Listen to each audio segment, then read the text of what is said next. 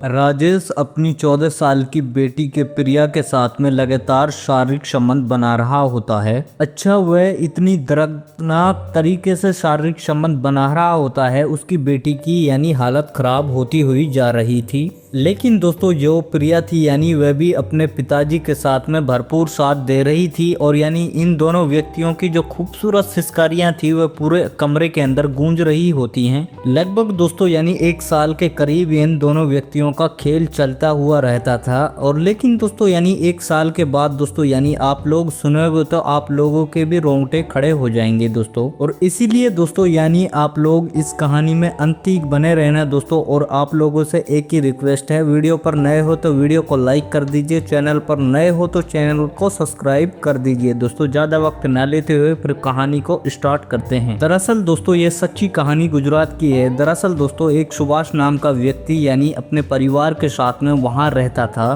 तो दोस्तों राजेश की शादी हो चुकी होती है और राजेश के यानी 2 बच्चे भी होते हैं दोस्तों। यानी बड़ा बेटा यानी 10 साल का होता है और जो छोटी बेटी होती है दोस्तों यानी लगभग 6 साल की होती है। और लेकिन दोस्तों यानी सुभाष के कारोबार की बात करें तो दोस्तों यानी कारोबार उसका दूध का था और दोस्तों पैसा अच्छा खासा आता था और यानी घर पे ही उस कारोबार को करता था। अच्छा दोस्तों यानी जो राजेश पास था दोस्तों यानी उसकी यानी अपनी पत्नी के साथ में जमती नहीं थी। लेकिन दोस्तों यानी जो सुभाष था वह अपनी पत्नी के साथ में जब शारीरिक संबंध बनाने के लिए जाता था तो दोस्तों यानी जो उसकी पत्नी थी यानी सुभाष को एक बार ही अपने साथ में संबंध बनाने देती थी। लेकिन दोस्तों यानी जो सुभाष था यानी जब दूसरी बार संबंध बनाने की कोशिश करता था तो यानी उसकी पत्नी फाइनली उसे मना कर देती थी। इस बात को सुनकर दोस्तों यानी जो सुभाष होता था यानी उसे गुस्सा आ जाता था। वह अपनी पत्नी से गाली गलौज करता था और यानी उसके साथ में मारपीट भी करना स्टार्ट कर देता था। एक दिन दोस्तों यानी झगड़े में काफ़ी भारी मात्रा में बड़ा झगड़ा हुआ था दोस्तों। यानी जो उसकी पत्नी होती है, सुभाष की पत्नी होती है दोस्तों, यानी वह अपने बच्चों को लेकर यानी अपने मायके चली जाती है। तो यानी मैं अब तुम्हारे साथ में एक पल भी रहना नहीं चाहती, मैं तुमसे तलाक लेना चाहती हूँ। अब दोस्तों यानी उसकी पत्नी चली जाती है तो दोस्तों सुभाष होता है यानी अब घर उसे काट खाने को भागता है। लेकिन दोस्तों जो सुभाष था वह सोच रहा होता है आखिरकार क्या करा जाए।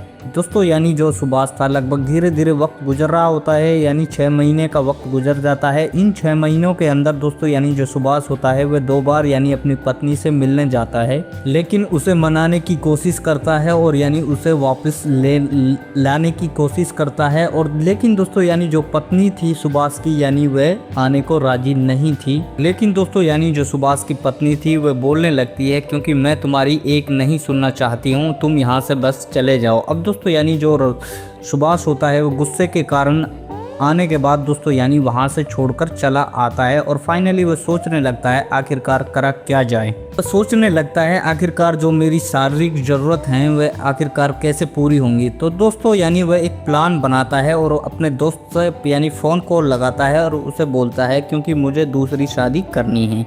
परली तरफ से आवाज़ आती है यानी तुम मेरे लिए 1 महीना दो और यानी तुम्हारे लिए मैं ऐसी महिला देख दूंगा क्योंकि जो तुम्हारे साथ यानी शारीरिक ज़रूरतों में भी पूरा साथ देगी और यानी तुम्हारी रेख देख भी करने लगेगी। 1 महीने बाद दोस्तों यानी उसका दोस्त यानी सुभाष के पास फिर दोबारा से फ़ोन करता है और फ़ोन कॉल करने के बाद यानी उसे एक विधवा महिला बता देता है क्योंकि उसका जो पति था वह यानी एक रोड एक्सीडेंट के अंदर मर चुका होता।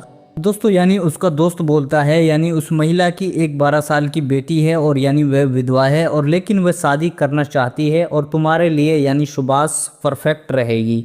दोस्तों यानी जो सुभाष होता है उसको यानी ये बात मंजूर हो जाती है और यानी राजी हो जाता है। कुछ दोस्त लोग और भी मिलते हैं। मिलने के बाद दोस्तों यानी एक मंदिर के अंदर जाकर यानी सुभाष उस महिला से शादी कर लेता है। लेकिन दोस्तों यानी जो सुभाष होता है उस महिला को लेकर यानी अपने घर आ जाता है और दोस्तों यानी इन दोनों व्यक्तियों को मिलकर यानी काफ़ी अच्छे से जीवन कट रहा होता है और जो यानी सुभाष की शारीरिक ज़रूरत हैं वह भी अब पूरी होने लगी थी। लेकिन दोस्तों यानी उस महिला की भी अब शारीरिक ज़रूरतें थी वह पूरे होने लगी थी। और अच्छा दोस्तों यानी जो राजेश का कारोबार था यानी दोस्तों वह दूध का कारोबार था और राजेश यानी अपने घर से ही करता था।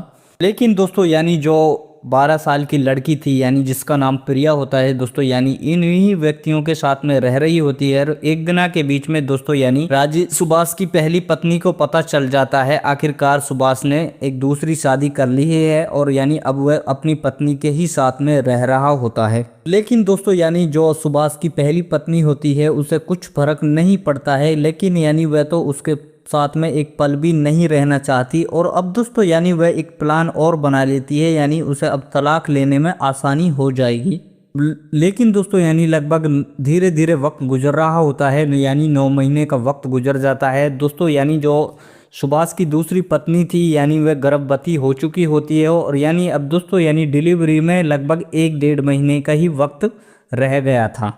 लेकिन दोस्तों यानी उसे काफ़ी दिक्कत परेशानियों का सामना करना पड़ रहा था, क्योंकि दोस्तों भारी मात्रा में दर्द भी हो रहा होता है। अब दोस्तों यानी जो सुभाष होता है उसे यानी सरकारी क्लिनिक के अंदर ले जाता है और ले जाने के बाद दोस्तों यानी उसे वहां पर चेक कराता है। लेकिन दोस्तों यानी एक परेशानी ये थी फाइनली, क्योंकि जो सुभाष की दूसरी वाली पत्नी थी दोस्तों यानी उसका जो बच्चा था उसके पेट के अंदर यानी वह पेट के अंदर ही मर चुका होता है। इसलिए दोस्तों यानी उसकी पत्नी को यानी काफ़ी पीड़ा हो रही होती है और यानी काफ़ी दर्द भी महसूस हो रहा होता है। दोस्तों धीरे धीरे वक्त गुजर रहा होता है, लगभग 2-2.5 घंटे का वक्त गुजर जाता है, लेकिन वह बच्चा नहीं होता है। और दोस्तों वहीं ऑन द स्पॉट यानी उस महिला की वहीं पर क्लिनिक के अंदर ही मौत हो जाती है। लेकिन दोस्तों यानी जब डॉक्टर बोलते हैं हम आपके बच्चे को और यानी आपकी पत्नी को बचा नहीं पाए हैं, तो दोस्तों यानी जो सुभाष होता है यानी अपनी पत्नी को लेकर और फाइनली यानी अपने गांव आ जाता है और आने के बाद दोस्तों यानी उसका अंतिम संस्कार कर देता है। लेकिन दोस्तों यानी जो सुभाष था वह दोबारा से अकेला हो चुका था, लेकिन दोस्तों काफ़ी चिड़चिड़ा भी हो चुका होता है। ना वह किसी व्यक्ति से बोलता था या ना किसी व्यक्ति के साथ में बातचीतें करता था। लगभग दोस्तों यानी 6-7 महीने का वक्त और गुजर जाता है। लेकिन दोस्तों यानी जो सुभाष की सौतेली बेटी थी यानी अब वो 14 साल की हो चुकी होती है दोस्तों, और यानी वह बाथरूम के अंदर जाती है नहाने के लिए दोस्तों। यानी जब नहाकर यानी बाथरूम से निकलती है तो उसका पूरा बदन भीगा हुआ रहता है और दोस्तों यानी जो उसके कपड़े थे वे भी भीगे हुए थे और दोस्तों यानी पूरा शरीर यानी ऐसी नग्न अवस्था में नज़र आ रहा होता है। लेकिन दोस्तों यानी जो सुभाष की नज़र होती है दोस्तों वह गलत तरीके से पड़ती है उस बेटी के ऊपर, और पड़ने के बाद दोस्तों वह सोचने लगता है आखिरकार इस बेटी का जो बदन है वह इतना गदराया हुआ है, आखिरकार ये मुझे मिल जाए तो फाइनली यानी जो मेरी ज़िंदगी है वह काफ़ी अच्छे से कटने लगेगी। आखिरकार सोचने लगा था आखिरकार वह जो बेटी थी यानी वह उसकी सौतेली बेटी थी, वह यानी सगी बेटी तो है नहीं थी। अब दोस्तों यानी उसके दिमाग के अंदर यानी काफ़ी खौफनाक तरीके से यानी प्लानिंग चल रही होती है दोस्तों। यानी जो सुभाष होता है वह यानी इसे एक लत लगा देता है, यानी इसे ब्लू फिल्म की लत लगाई जाए, और जब ये ब्लू फिल्म देखने की लत लग जाएगी तो फाइनली वह उसके साथ में आसानी से शारीरिक संबंध बना सकता है। दिन के भीतर दोस्तों यानी जो सुभाष होता है वह बैठा हुआ रहता है और वह अपनी बेटी को भी बुला लेता है और दोस्तों वह यानी अपने मोबाइल के अंदर तरह तरह की फिल्में चलाने लगता है और दोस्तों उसमें से यानी कुछ अश्लील टाइप की फिल्म चलाने लगता है, यानी ब्लू फिल्म चलाने लगता है। तो दोस्तों यानी जो उसकी बेटी प्रिया होती है वो बोलने लगती है पापा आप तो गंदे हो। अब दोस्तों यानी इधर जो सुभाष होता है वो बोलता है नहीं बेटा ये सब कुछ अच्छा है, ये गंदा कुछ भी नहीं होता इनमें से। लेकिन दोस्तों यानी ये दोनों व्यक्ति फिर दोबारा से ही ब्लू फिल्म देखने लगते हैं और काफ़ी मात्रा में यानी उत्तेजित हो जाते हैं दोस्तों। यानी दोनों यानी जो प्रिया थी वह भी उत्तेजित हो जाती है और इधर दोस्तों यानी जो सुभाष था वह भी फाइनली उत्तेजित हो जाता है। लेकिन दोस्तों यानी जो सुभाष था वह बोलने यानी अपने दिमाग के अंदर सोच रखने लगता है क्योंकि अभी इस लड़की के ऊपर हाथ ना डाला जाए, कुछ महीने और छोड़ दिया जाए।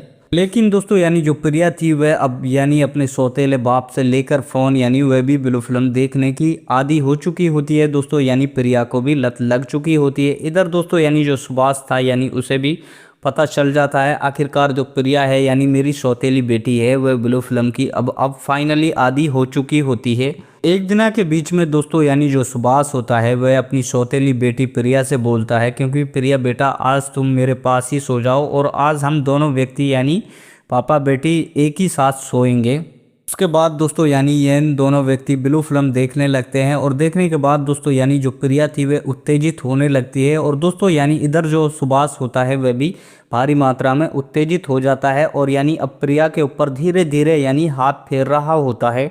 लेकिन दोस्तों यानी जो सुभाष होता है एक ही झटके के अंदर यानी अपनी बेटी प्रिया को यानी निर्वस्त्र कर देता है, यानी एक नग्न अवस्था के अंदर ले आता है। और दोस्तों यानी जो प्रिया थी यानी वह इस बात का विरोध नहीं कर रही होती है, क्योंकि उसने जो वीडियो के अंदर देखा हुआ था यानी फाइनली वही अच्छा सोच रही होती है। दोस्तों यानी जो सुभाष होता है वो फाइनली यानी अपनी बेटी के साथ में लगातार छेड़खानी करने के लगता है। और दोस्तों करने के बाद यानी लगभग 10-15 मिनट और रुकता है। रुकने के बाद दोस्तों यानी फिर प्रिया के साथ में यानी शारीरिक संबंध बनाने लगता है। लेकिन दोस्तों यानी शुरू में जब प्रिया यानी अपने पिताजी के साथ में शारीरिक संबंध बनाती है तो उसे अच्छा नहीं लग रहा होता है और प्रिया बोलने लगती है पिताजी मुझे छोड़ दीजिए।